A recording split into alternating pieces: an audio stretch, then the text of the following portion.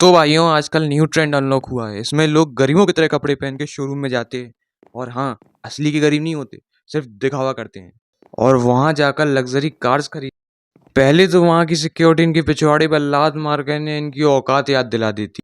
जल्दी वहां से हटो, तोरा माई के चौदह उतर। फिर जागता है इन गरीब दिखने वालों का अमीरपना। फिर याद आता है इन्हें अपना मैन सीगो।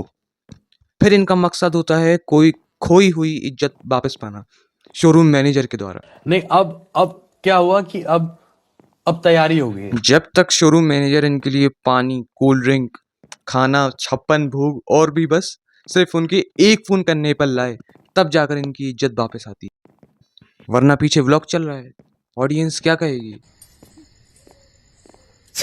ससुर।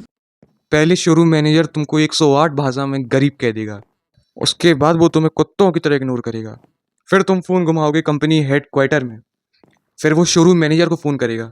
अरे बस कर भाई। अरे यार, तो इतना तामझाम करना क्यों है? अगर इतना पैसा है तो थोड़े ढंग के कपड़े पहनकर शोरूम जाओगे, मैनेजर खुद तुम्हें अपने सर पर चढ़ा लेगा। में दिए अनमोल बेटा, कुछ चाहिए आपको बेटा? फल फ्रूट खाना पीना दारू कॉफी मैं मुंह में लूं? नहीं सर। हाँ नहीं, मैं आता हूँ नहीं, आई एम गुड सर।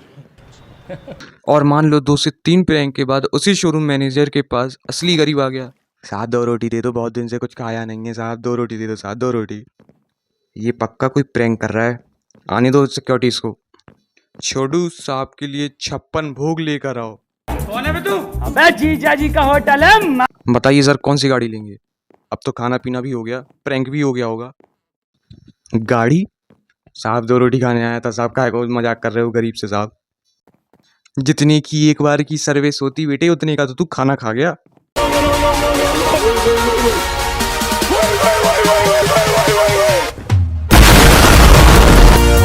ताऊ लुंगी उतर, पैंट शर्ट में लैम्बोर्गिनी लेने चल रहा है। जिंदगी भर ठेले में घूम लूंगा, लेकिन पैंट शर्ट में नहीं जाऊंगा।